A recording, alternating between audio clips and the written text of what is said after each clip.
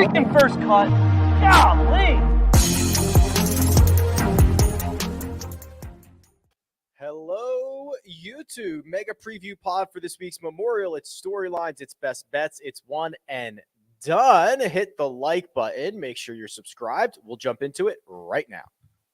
Welcome to the First Cut Podcast. I'm Rick Gehman. That right there, Kyle Porter and KP. We are on day 3 of Saudi League Field Watch. It feels like day 30. Feels like day 300. We're talking about how long have we been talking about? How long have we known about the potential existence of that? Has it been 18 months? Yeah. It's been over a year for sure. It felt like beginning of 2020. I don't know. That would be a good thing to go back and figure out. I feel like it was beginning of 2021, right? But remember there was that weird like momentum from the PGL. PGL got off to a hot start going into COVID, right? Going into the 2020 players. Yeah. And then that kind of just got curtailed by COVID. And it felt like coming out of the COVID break, the Saudi Golf League kind of picked up where the PGL left off, and the PGL got forgotten about. Probably they're kind of the big loser in all this, right? Whereas they had like all these ideas, and they were originally apparently kind of pitching some of these ideas to the Saudis, not so that they could steal them, but so that they could fund them. And then once the PGL realized like, maybe Saudi money is not the best way to go about this, it felt like the Saudis just sort of took that over, and the PGL is kind of just withered away in their wake, right? Yeah, the PGL, they Ricky Barnes this. They birdied the first 3 holes on Thursday morning. They got out in front and then couldn't keep it together for 72 holes. But yeah, they gave I guess the problem the PGL had, I guess I'm sure they're well funded, but they're not as well funded as the Saudis, and they're organized, but not as organized as the PGA Tour. And they kind of gave the blueprint away. They said, hey, this is what we want to do. And the PGA Tour said, cool, thanks. And the Saudis said, sweet, that's awesome. Thank you. No need for you here. It was just kind of like they were stuck in the middle. And they still are. And I think the PGL, they've done several media things now, maybe most prominently on the No Line Up podcast, but I think a lot of their ideas are super interesting. I think especially in the wake of a lot of the F1 stuff that's taken the sports world, that has become more prominent in the sports world, especially as it relates to like team golf. But they have not presented them very well. You know, we've seen, I don't know if I've talked about this publicly or on the First Cut podcast, but the PGL has just done such a, I think, bad job of even like their copywriting, which sounds like a minuscule thing, but it just hadn't been very professional, which is unfortunate because it makes them, it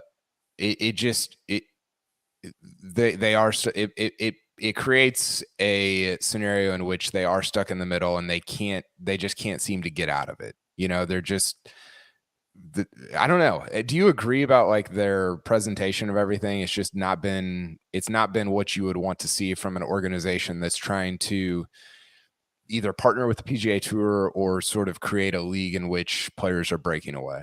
Yeah, I think it's funny that you noticed the copyright, which I didn't, but like I noticed like the marketing and the branding. And to me, there was that weird few months where no one knew the difference between the PGL and the SGL. And if you are allowing yourself as the PGL to be lumped into, hey, this might be the these are the Saudis, I don't know who they are. Like, you're not doing a good enough branding job. That's totally true. And I don't know that there was a weird few months. I think it's still ongoing. Like, I don't know if you ask, again, we always go back to like our dads, right? Does your dad know the difference between the SGL and the PGL? I don't know if mine does. I would doubt it. Yeah, highly doubt it. Which is, it just, I mean, it's I think for the PGL, it's just wrong place, wrong time, and wrong era. You know, things have not like broken their way in so many arenas. But I think part of their problem is part of what it's not even the SGL anymore. It's the Live Golf. What Live Golf is banking on, and that is the fact that they have an endless amount of money, whereas the PGL does not. And that endless amount of money is what we're going to see, I think, play out starting this week, where you get a field that is very mediocre by professional golf standards, by world ranking standards, but that over time starts to wear down the best players in the world when they look over at the Live Golf events and see that fill in the blank is making $7 million in 3 months. And they're like, wait a second, I'm way better than player X. I'm going to go over there. And when the 19th ranked player in the world does that, and the 12th ranked player in the world does that, I mean, I was kind of refreshing my knowledge today. Saudi Golf League, Rick, they promise, what's the word I'm looking for? They earmarked $2 billion for the next however many years to put toward this league. This is not something where it's like, oh, well, the 7 events or the 8 events in 2022, they didn't go that great because we didn't get any top players, so we're done. No, it is, okay, we got enough good players that the top players will start to take notice. And if we can kind of wear them down and convince them that, or just sort of normalize the league, the amount of money that's involved will start to draw those guys in. And that's where I think this gets interesting, is that it's as bad as they've been, like they're still playing the long game. And I don't know if they care if it succeeds I know they don't care actually if it succeeds from a business standpoint in the short term. And I think that is what the PGA Tour and the PGL and everybody else that's involved with this has to be kind of fearful of, right? Yeah, and it's quite possibly never going to be profitable, but that's not the goal for this league. And you're right, the normalization of all of this, like that's the goal. It's to say, yeah, and I think you're exactly right. Oh, the 22nd ranked player in the world. Oh, now the 15th ranked. Now it's a lot easier for the 7th ranked player to go, and they pick these guys off little by little. I wasn't even going to start with this, but since we're here, we might as well just continue down the path. Do you find it interesting that this potential first field announcement might come the week of the Memorial, Jack's tournament, after the reports that Jack turned down $100 million to be the face of this league? It is sort of coincidental. I don't, just from talking to people who are kind of sourced with the Live Golf stuff, I don't know that anything that they do is on purpose. I think a lot of it is just circumstantial and coincidental and just happens when it happens. I mean, I've been hearing from different people like, oh, the field list is coming out today for sure by 4 Eastern today. Well, it got pushed to tomorrow. I've heard that like 6 times now. And so I don't know that there's a real plan. And if that's true, then I don't think they're sort of like, oh, well, we're going to get Jack back by announcing it Memorial Week. Maybe they're happy that it's happening that way, but I can't imagine, based on what I know, like how much of a circus it is behind the scenes, that anything is really planned out when it comes to this organization. There's 2 comments that I want to get to here in the chat. So one, Jacob from T Leone, who says he has been selected as a volunteer at the event in London and he will provide insight. So we will hold you to that. But KP, like if we had boots on the ground, what would we want to know? And I think one of them for me, which I always think is hilarious, is it almost feels like these players, and when Sergio had his rant about like, I'll never have to deal with you guys again, is that some way on the golf course, these guys are going to be treated differently than just a regular tour event. They're going to be allowed to take however much time they want. Slugger White's going to roll over and give them relief whenever they want it. I'm interested to see the enforcement of the rules, I guess, because there's been this weird argument that, oh, I'll be able to do whatever I want, or they won't care when I get to London.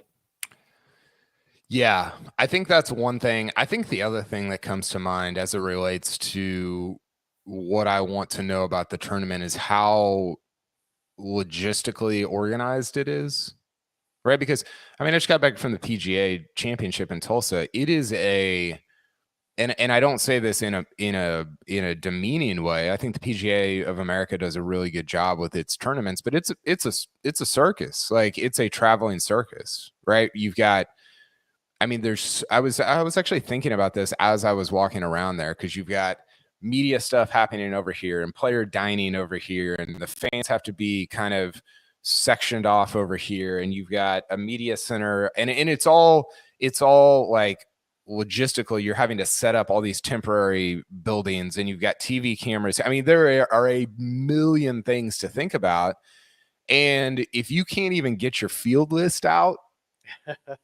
when you apparently have said that you're planning on doing it, I don't know how you're going to set up an event that you have to do again in 3 weeks time in Portland, Oregon, and travel across the world to do. I mean, it takes it is logistically just really extraordinarily difficult to do all this.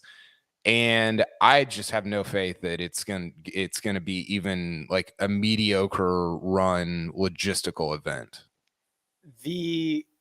Don't be 3 days late on player dining like you are 3 days late on releasing the field list. That probably won't go over so well. I was at the LPGA event at Shadow Creek, Yeah, the match play. which had no fans, and that is still a logistical. I mean, the shuttle buses, the parking, Yes, the restrooms, where the players walk and you don't walk. The media, it's like that was probably the smallest possible thing they could have put on there at Shadow Creek, a very small exclusive place with no spectators, and it was still a huge task. And then they've got to pick it up and take it somewhere else in a couple weeks. I mean, my faith that is going to run even remotely smoothly is extremely low. Like I mean, I don't know what about the last year of Live Golf's organizational acuity it like gives me uh like optimism that this is going to run smoothly because there's nothing about it. The other one here from Cole Jacob says, Rick and KP, will you watch if it's televised? Which I guess this is kind of a two-part question. Will it be available to be watched, Kyle? Which I assume will just be streamed on YouTube. Yeah, that's the word. Is it's on? Sorry, my son was jumping in here. Maybe he's got some. I was going to say, let's keep the hot takes to the next generation. Some Live Golf thoughts.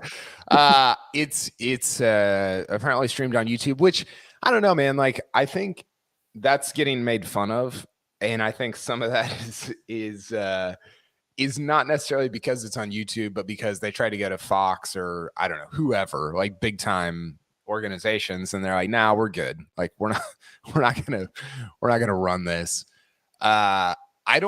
I think you could actually put a alternative golf tour on YouTube and make it really interesting. I think there's a lot of stuff you can do on that platform that maybe you couldn't do on other networks or not networks, but I guess platforms. But again, what about what Live Golf has done makes me think that they're going to take full advantage of, of like everything YouTube offers to produce a good product. Nothing. Like there's nothing. Yeah. And so Jacob says, look at the views that Bryson at the long drive got, right? That's one example. Those disc golf leagues do it all on YouTube, and it's awesome. If the PGA Tour just had cameras on, if there was a different YouTube channel for every group I wanted to watch, I wouldn't care if it was on YouTube. Like it's not right. It's not the fact that it's streaming on YouTube. It's the fact that they probably wanted a major deal with a major network. Totally. And everything about this has screamed like, I mean, when Greg Norman is in charge, it's not, it doesn't scream like, oh, we're going to bring this into the modern era and do YouTube really well. Right. Like, I don't know what about him like says that. So to answer the actual question, I I mean, I think I'll watch because I'll probably have to write about at least the just how the first event goes because it's been such a big deal in the golf world. But I don't know what would compel me to watch for entertainment if I didn't have to cover it. I don't know. How do you feel about it? Yeah, from a professional standpoint of keeping up to date with everything that's going on in the world of golf, it is probably required to watch it or at least follow along with what's happening. But I again, when I see the field list, and if the field list is headlined by Jason Kokrak, I will not be interested. Like I will not be like, oh, this is something I can't miss. I think I'm more compelled by the match between Mahomes and Brady and all them on Wednesday than I am, right? Because like I just what's the hook? Like Jason Kokrak's playing for a lot of money on a average course in London. Like I don't know what I'm supposed to care about there. Like yeah, I don't. To me, the $2 million they're playing for this week is a lot of money. If they're playing for $4 million next week in London, like that's a lot of money too. I don't really care. It's a lot. And like, I think the thing that could hook me, could compel me is the team portion. Yeah. But do I care about teams of guys that I don't know. And they're like changing the teams every event, apparently. Like they're redrafting. I would actually be more interested in the actual draft, which is outlined on their website, like how they're going to do it, than I am the tournament, I think. I want them to stand on the first tee 15 minutes before it starts and have them pick them schoolyard style. That would be sick. That would be phenomenal. But then like you're repicking every week. It just the whole thing is again like logistically just not compelling at all. Like it does not feel like the things are operating at a high level for the live golf folks. Well, I know we're talking about entertainment, and I'm someone who knows entertainment, and I'm going to bring him in. There he is. It's the coach. What's going on, coach? Oh, my gosh. I came up with the new signature tagline for the Live Golf Series. I'm going to help him out a little bit. And it's going to be the Live Golf. You know, you see the commercial for the first one. Live Golf Series, where old guys get paid. Yes. That's all it is. That's all this is going to be. Everything you guys said the last 2 or 3 minutes is dead on. There's been a lot of stories and a lot of attention because we haven't started yet. When this starts, we know what's going to happen. People are going to be like, what? No, I'm not going to watch this because I don't need to see somebody struggle to shoot a 68. I don't need to see that. I know these aren't the top players in the world. I know they're not. So why would I watch them? I want to watch the best. If I set the over-under, coach, at 25.5 in terms of world ranking for the highest ranked player the best ranked player in the field, are you taking closer? Are you taking under? So meaning closer to 1, no. Or are you taking over, meaning closer to 50 or 100? Over, because most of the top 25 are young guys. You're not going to see. To me, I don't think you'll see one top player under the age of 30 make this, because it would be the dumbest career move you could make. Because I think we all believe that this isn't going to be a lasting thing. This is not going to last for 20 or 25 years. So if they make the decision today, they're done with the PGA Tour in all intents and purposes. So to me, everybody's got to be older. Because why? If you're calling Morikawa, why would you ever do this? Why would you ever do this? You wouldn't, because you're sacrificing the next 30 years potentially. So to me, it's got to be north of that number. Rick? Well, I agree with Coach that, like, in theory, I think it's over 25.5 because I don't think you'll get a lot of top players. But looking at the world rankings, like, I could argue Louis at 20 might be okay. but that aligns with Coach's point anyway, KP. It's more to, and I agree. I think it is more about age and your career trajectory and how much earning potential you have left versus your OWGR. Yeah, and again, I think a lot of this hinges on Paul Casey's 25, number 25 also. That was a good number you threw out, 25. I hadn't looked at it, but it did turn out to be a good number. Paul Casey, like if you're Paul Casey, give me Paul Casey. Yeah. I think your concern, if you're any of these guys, your concern is not necessarily can I go back to the DP World Tour? Can I go back to the PGA Tour? But rather, is the U.S. Open, or excuse me, are the U.S. Open, the Open Championship, and the PGA Championship going to ban me for the next forever, for the rest of my career? Because and I think if you're Colin Morikawa, like, that really concerns you because you really care about major championships. And so, like, the PGA Tour thing is a little, like, if you're Colin Morikawa, it's a little disconcerting, but the major thing is like, yo, I can't take that chance. I that's not a risk that I can take. But if you're Paul Casey and you've never won a major and you've played in 60 of them, and you're like, I don't know, man, like, am I really going to go beat JT and Brooks and DJ and Rory and Xander and Cantlay and all these guys in the same week at a major? Probably not. Like, that's a risk I'm willing to take the risk, not necessarily of, I don't care about the DP World Tour. I'm willing to take the risk of being banned by the major championships just to go get paid, because I'm probably not going to win one anyway, right? Like, that's sort of what these older guys are essentially saying.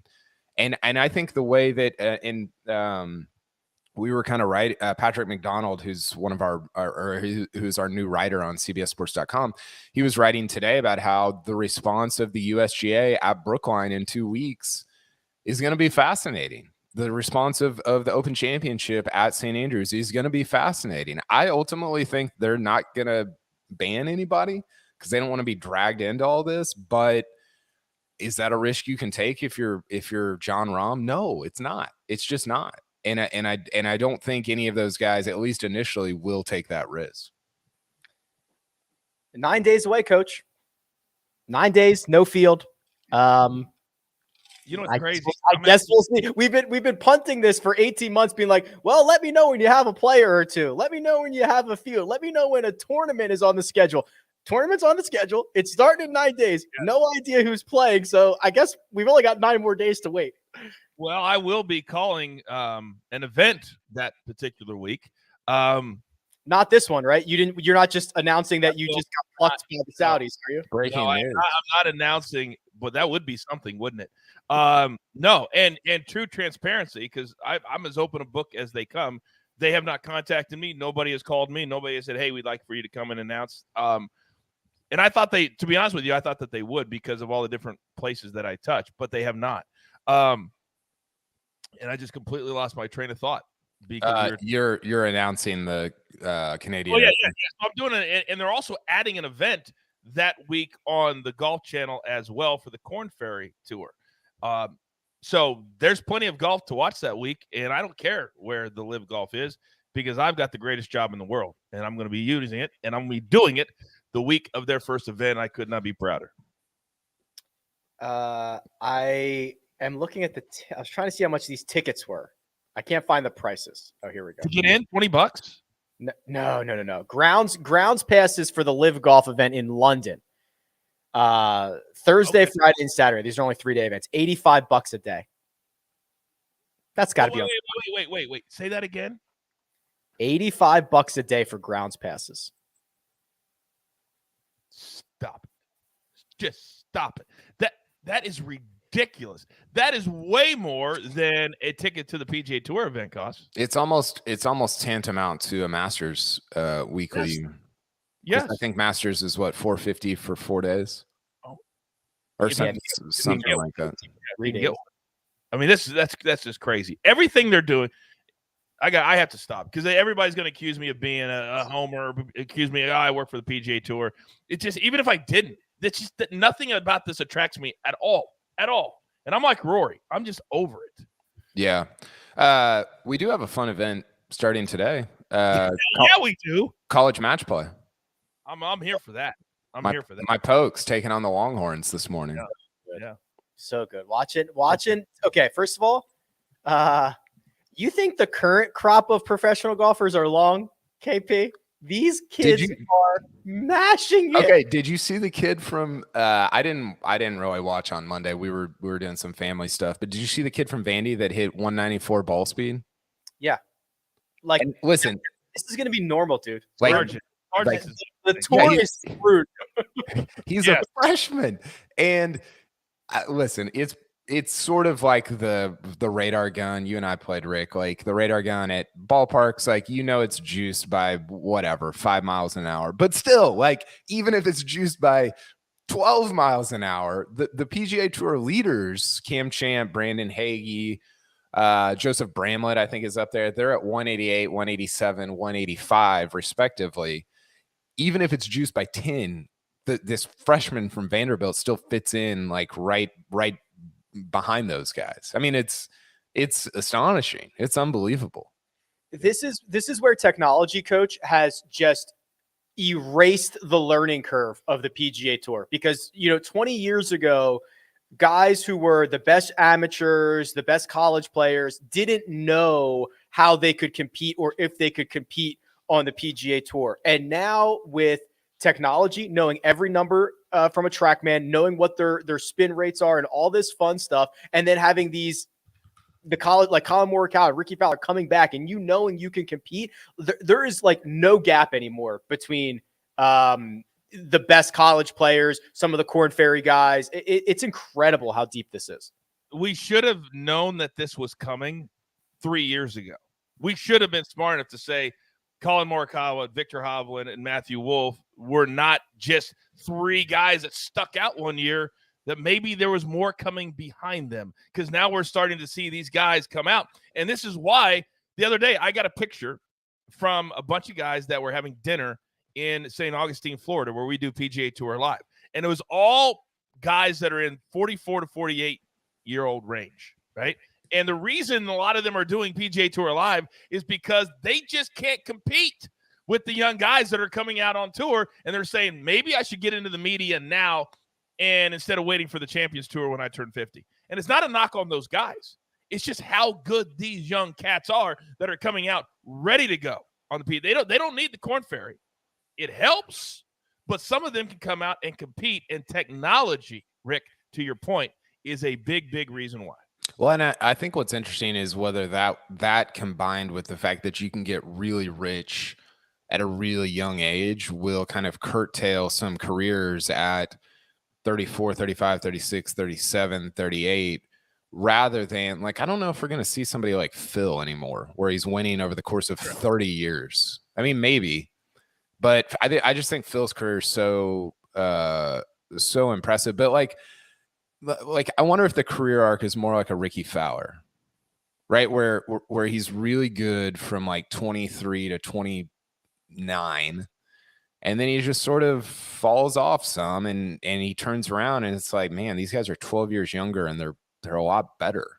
Like, I think he's nail on the head. I think he's nail on the head. I think, and again, about Ricky's a perfect example, KP.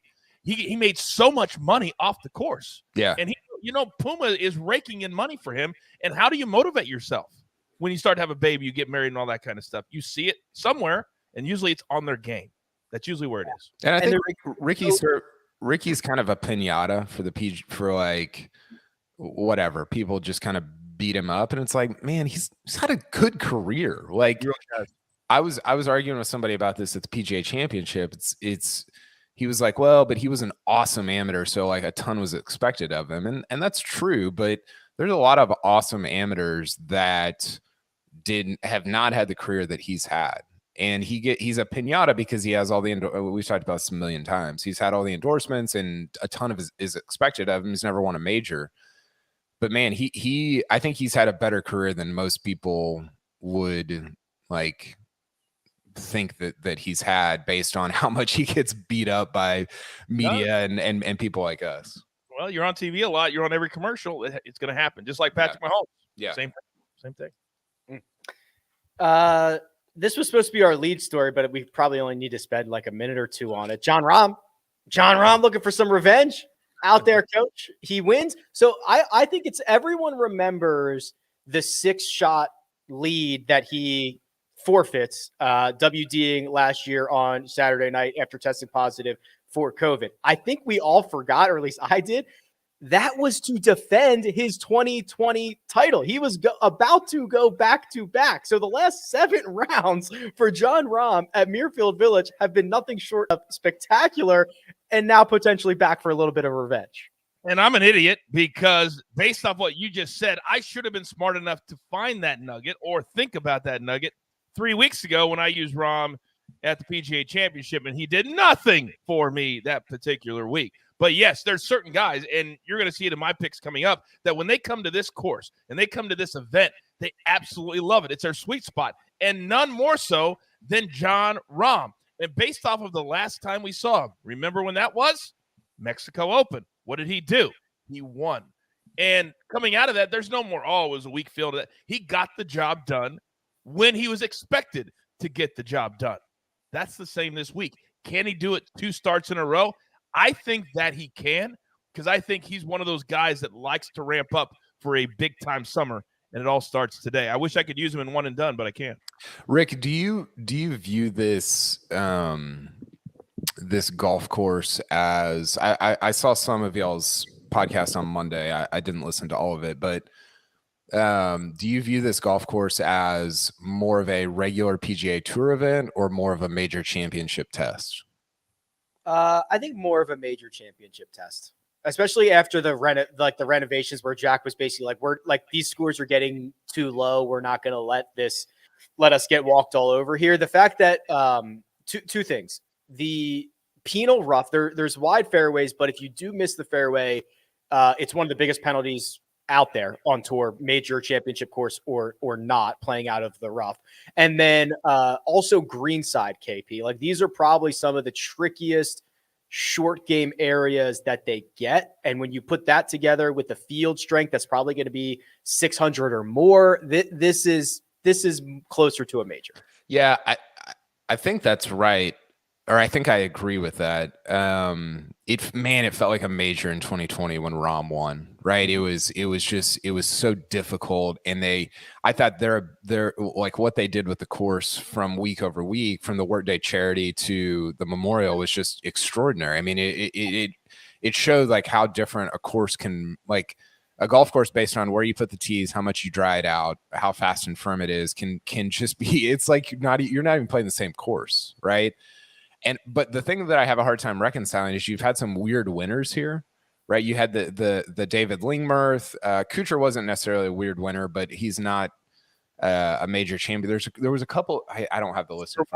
But I mean, you've also had Bryson, Hideki, Cantlay twice, Jon Rahm. I mean, Tiger, spectrum. Yeah. Okay. So I think I probably agree, which makes me want to change my pick already based on who I picked. We might get Bryson this week, by the way. I think we are getting Bryson this week. Be great. Let's go. I just picked him to miss the cut, to be honest. He might miss the cut as well. We might only get Bryson for 2 days, but I think we will get Bryson this week. All right, Jets. Well, listen, hey, let's talk about the picks. We've got our best bets. We've got our one and done selections. But first, we're going to take a quick break and hear a word from our partners. And we're back. Best bets here. This is where we go over to Caesar Sportsbook. We scour every square pixel of that website and we find the best possible wager that we can. Mr. Coach, the coach, excuse me, my apologies. You have Mr. Coach. That's good. Coach, Dr. Coach, Senior Coach. There's a lot. The coach. You have opted for a top 10 wager this week. What have you opted for? My top 10 this week looks a little something like this. Xander Schauffele. And I have not picked Xander probably for months for any of my picks because he's been playing okay, but to me, he hasn't been playing great. But a couple of weeks ago at the Zurich with Patrick Cantlay, that was nice. Then a couple of weeks after that, he started playing a little bit better. So to me, it's a safe top 10 to have Xander in this spot at plus 200. KP, I don't think you're going to offer much to dispute that because you also have opted for Xander Schauffele as your top 10. Yes, I have. He's finished in the top 15 at this event in his last 4 starts. He just is super consistent here. And it's a little bit, it goes back to kind of our major championship course setup thing where Xander's been really consistent at majors. He hasn't won yet, but he's been super, super consistent. And I think you see the same thing at Muirfield Village as well. So 2 Xanders inside the top 10 for Coach and KP. I went a little bit further down the board and went with Sung Jae, who picked up right where he left off after a month break, and he's putted a lot better on bent grass greens as of late. So that's plus 320 if it comes in. But let's go longer than this and look at you two, Kyle and the coach. I know. Just absolute lockstep here. KP, I'll give you first crack at the sleeper this time. Well, I've got Patrick Reed. Reed's had, again, a lot of success here. I have it somewhere in front. He finished 5th here last year, T10 the year before that. And he was interesting last week at Colonial, right? He finished T7 and actually drove the ball better than he has been. I think, did he put a new driver in play? Is that right, Rick? Nobody makes golf clubs like we do, period. Yeah, he's out of PXG, baby. He's got something else in the bag, and all of a sudden hitting it further, hitting it straighter, maybe a little bit of confidence, KP. Yeah, so it's again, I saw that on the podcast on Monday that around the green play has been extraordinarily important at Muirfield Village, and Reed's one of the best. You can insert your jokes here, but he's one of the best he might be the best in terms of around the greens on the PGA Tour. So I thought 50-1. He's got a ton of win equity. It wouldn't be surprising if he was competitive going into the final round here. 50-1, Coach. Patrick Reed certainly trending in the right direction. And anytime you get him on kind of a harder setup that, as KP notes, rewards the short game, Patrick Reed becomes quite enticing. Well, I'm not even going to address that. I'm going to address John in the chat. He says, Coach is Barkley of golf, fade his picks and get paid. KH Lee plus 9,000. Let's continue on, Rick. John Clark, thanks for checking in. I'm going with Brendan Steele, 80-1. He's figured it out. He's broken out of the slump. He's back to ball striking it. Listen, he's going to need to find a putter. It's probably not going to happen, but he can contend. He can finish inside the top 10 without said putter. Can I read you the top 5 in strokes gained ball striking over the last 20 rounds? I would love that. Jordan Spieth first, Rory McIlroy second, Colin Morikawa third, Brendan Steele fourth, and then Cam Smith is 5th, even though he's losing strokes off the tee, which is kind of unbelievable. Yeah, he's been unreal on the approach. Okay, gents, that leaves us with our picks to win. I'll just get out of the way here. Rory McIlroy, 12-1. KP just noted the ball striking numbers. The thing that has doomed Rory at Muirfield Village in the past has been the around the green play. In the midst of his best around the green season probably ever, he's figured out. Put those two things together. Rory McIlroy, my pick to win. Coach, if this comes through, Coach, that would be 3 wins in 4 years at the Memorial for him. I hate the number, but you can't get around that at this course. It's horses for courses. And for those people who don't know, and John, listen very carefully, because I do work for the PGA Tour. I do spend time around these players. I do know the behind-the-scenes stuff.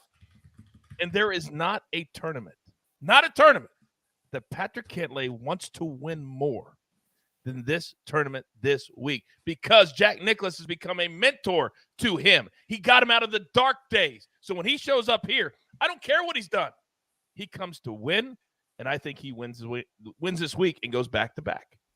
Patrick Cantlay, 14-1 for the coach. And Kyle, as much as I love this guy, at 25-1, I have to poke fun when you pick a winner who has never won on the PGA Tour. Who is I know. I thought about that as soon as I did it, but he's been playing so well. I can't. Like, is he going to be is he the next Tommy Fleetwood, where he just gets close, but never actually wins on the PGA Tour? Do you think that's what's in store for Matt Fitzpatrick? I don't think that would be fair for Fitzpatrick, because he has always been a very well-rounded golfer, and he's driving it way better now than I think people would even realize. I believe we are still on an very much upward trajectory for Matt Fitzpatrick. So I believe it would be unfair to say, hey, he might end up like Tommy Fleetwood. So total strokes gained in the last 20 rounds. Shane Lowry's first, Cam Smith, Rory, Spieth, Fitzpatrick. Yeah, he's been awesome. awesome. So Fitzpatrick is 5th out of all those guys, and his game's super well rounded right now. And he came close here. What was that? 2 years ago, 3 years ago? I think he finished T2 when didn't he have Bones on the bag for that week or something? He did. Bones stepped in for 1 week. Yeah, which was kind of interesting. But yeah, I mean, listen, like he was in the top 4 going into the final round of the PGA Championship. I think he's having his best year ever. I don't have the strokes gain numbers like for his career in front of me right now, although I could get them pretty quick. Yeah, he's having by far his best year ever. So I hope I hope it's fast and firm, because I think that will kind of play into his hands, especially if he keeps driving it as straight as he is. Yeah, should have played last week. Probably would have won the thing. Not get to 9 under, get into a playoff. Should have seen you out there. Cantlay, Rory, Fitzpatrick for the 3 of us for winners, which, gentlemen, leaves us with one final thing to do. It is our one and done selections. There's a lot of money on the line, $12 million in the purse. We're going to talk about that, but first we're going to take a quick break and hear a word from our partners. And we're back. One and done. I have the fan selection in, and it was kind of a runaway here, guys.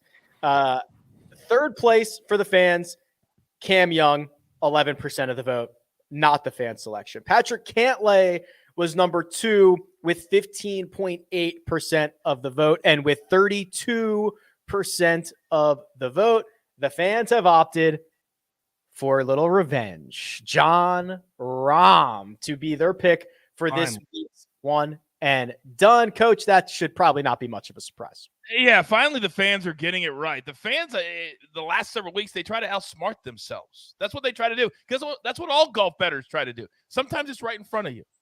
And Jon Rahm's the play. Good job, fans. I am quite upset about this because I've received the Sia Nejad mush. Sia has gone with Colin Morikawa. I, too, have gone with Colin Morikawa. KP, this one just kind of played itself for me. I basically everybody but me and Sia had already used Morikawa. He's got the great history around here. I'm not particularly thrilled about the form that he has coming in, but I saw no other path but to me playing CM. Yeah, it's weird that Morikawa hasn't won this season, right? It feels like he has, but he hasn't. I think he's one of only like 2 guys that are in the top 12 in money earned that hasn't won. I think it's him and Cam Young maybe are the only 2. And you see both of those guys a lot on this list, which is interesting. That's kind of funny. That quickly reminds me of Jerry Rice years ago, what KP just said. You think he would, but he didn't. Like, really hardcore analysis. Jerry Rice once looked at me and I said, "Hey, who's gonna win tonight? How are the Patriots gonna win?" He goes, "Coach, the Patriots have to play great on offense and defense." And then he leaned back in his chair. I was like, "This is why you don't have a full-time job in sports media, Jerry." I'm the man. Did you hear that analysis? I am the man. Okay, so top 15 on the PGA Tour in money earned this year. Everybody has a win except for Will Zalatoris, Cam Young, and Colin Morikawa. Wow. Well, I guess Colin should just end that this week. He should just add his name. This would be the 3rd workday event out of 3 that he won, if he could pull it off. Triple crown. The triple workday crown. Yeah. I love it. This one's for you, workday. There you go. KP. Ooh. Mito Pereira. Yeah. Now, I was talking to Jacob before we started here. Mito Pereira, Cam Young, Shane Lowry, Davis Riley. Those are some examples of why I think from week 1, you should just put your foot on the gas pedal and just start using stars, because guys like this are going to open up. Guys that you didn't think about before the season started are going to become available to you. I don't even like to save guys because you can play Mito and Cam and Davis and all these guys later in the year. Yeah, I think that you probably want to save guys for majors, but even then, like, would anybody at the beginning of the year have said, like, okay, I'm going to save Will Zalatoris for a major? And now there's maybe nobody better to play it. Or, I mean, there's better guys, but he's in the top 6 or 8 that you would select for a major championship. So I think that's a good point. Mito, I was actually maybe more impressed by what he did at Colonial last week. To follow an emotional PGA like that with a top 10 at Colonial was big time, especially because he didn't have any top 10s going into the PGA in 2022. So his last couple of weeks have been awesome. I knew I would kind of be a lone wolf on this, which I like. I wanted to take Zalatoris, but I got scared because he has missed his last 2 PGA Tour cuts, even though he finished second at a major. So I might swap him out for Brooks at the U.S. Open. I don't know. I don't really know what to do with Zalatoris right now. So anyway, I went with Mito because I don't think I'm going to take him at any point the rest of the year. Greg and Mark have both gone with Cam Young. So Greg at 4.9 million, Mark at 9.4. So that is who we are rooting against this week. Coach, you're all in on Patty Ice. I was a little surprised I still had him left, to be quite honest with you.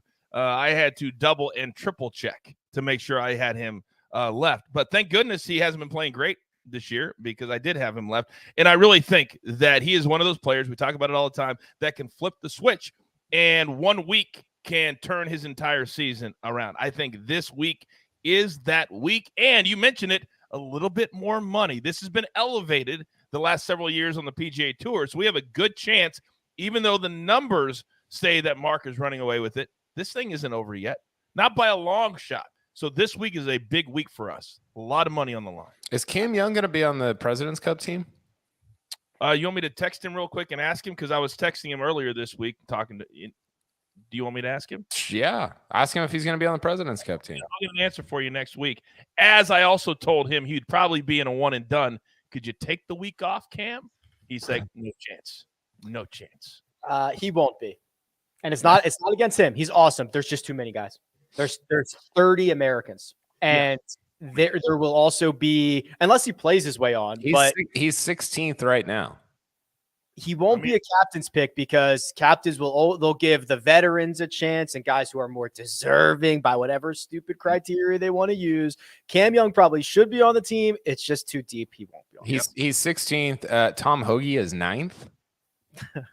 There you go. Hoagie is 9th. Taylor Gooch is 11, Jason Kokrak 12, and then Cam Young is ahead of Patrick Reed, Dustin Johnson, Daniel Berger, and Bryson and Brooks as well.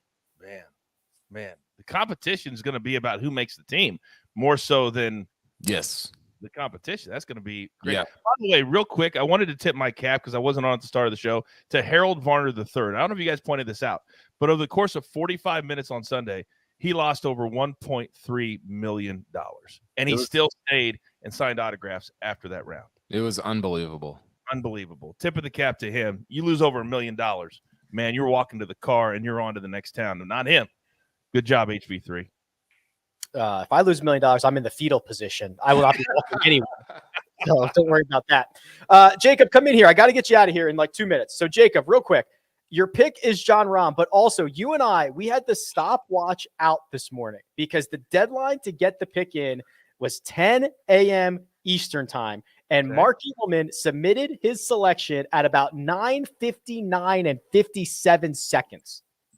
Yeah, I don't know. I don't know what happened. There was, I guess, a little bit of a miscommunication or something. I mean, everyone else knew what time the record was today.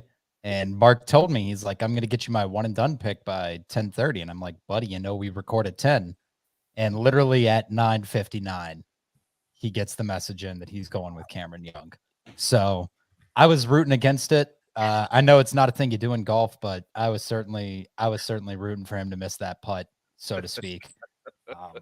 Who would he have gotten otherwise? William McGirt, John Pock.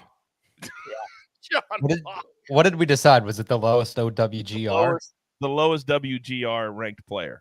Anyone playing on a major medical? Well, it's technically it's James Piot. He's an amateur, the kid from Michigan State. So no amateur. The professional is William McGirt. He's 1,249 in the world. There you hasn't go. He won here? He's won here, hasn't he? Yeah. Yeah, he's won here. That of course he would get somebody that has won on this course. Oh. All right, John Rahm for Jacob. Do we have that graphic for the best bets real quick, Jacob? Let's just do We it. do.